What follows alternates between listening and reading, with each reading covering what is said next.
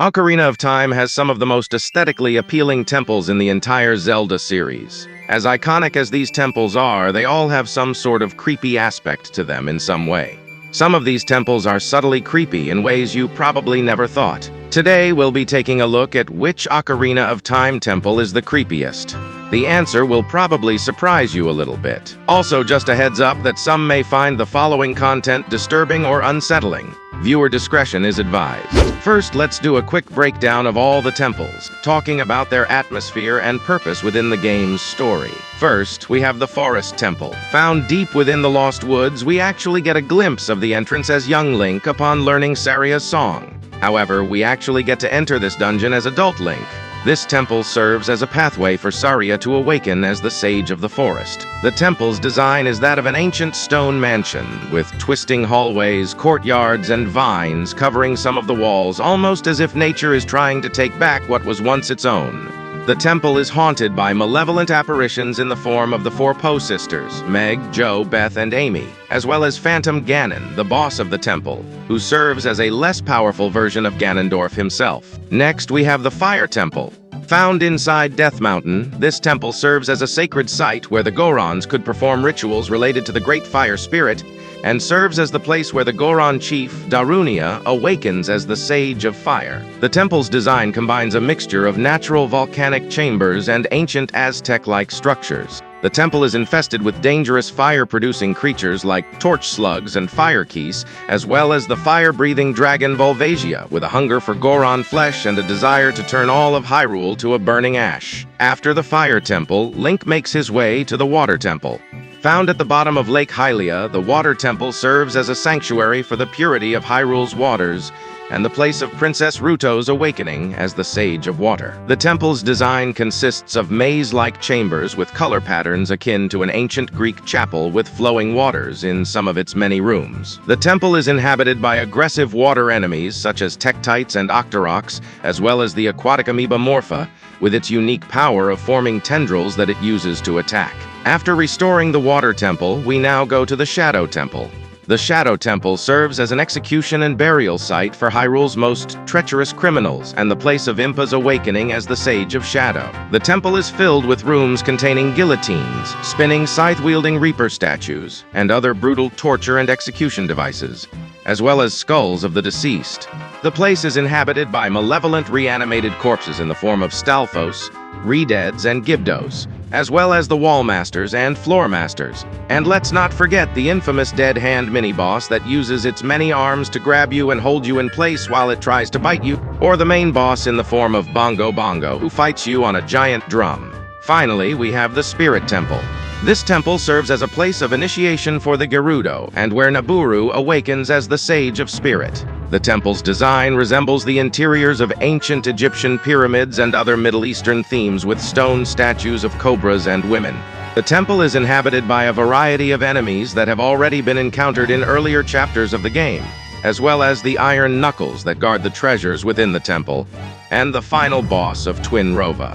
Now that we've talked about all of the temples, let's rewind and look at some deeper aspects of each of them to find out which one is truly the creepiest temple in the game. Please note that all of the information provided throughout the rest of this video is just speculation. When we look at the Forest Temple, one of the main aspects we should look at are the four Poe sisters.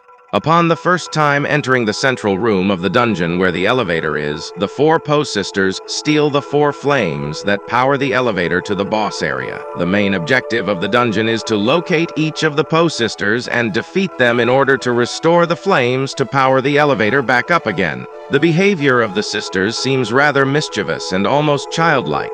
How they take the flames and run off with them, and how Joelle and Beth hide in portraits, while Amy hides within a giant picture puzzle set. Given the fact that the Forest Temple is a sacred place for the Kokiri children, you could theorize that the four Poe sisters are deceased Kokiri, who met their end at the hands of Ganondorf's dark magic upon entering the temple. They also share the same names as the four sisters from Little Women, which takes place during the American Civil War, which in some ways seems similar to the conflict within Hyrule. The Fire Temple is rather interesting. When we hear about Volvagia, we learn about its purpose of devouring the entire Goron population and turning Hyrule into a burning wasteland. Given how most of the Gorons were imprisoned, ready to be eaten, it's quite a scary thought when you consider that Volvagia would have pretty much wiped out not only an entire race of people, but also one of the royal family's closest connections. Not only that, but imagine if Volvagia had been released to wreak havoc on Hyrule, and what it would have looked like engulfed in flames. Sort of how an area in real life would look when there's a huge, out-of-control wildfire.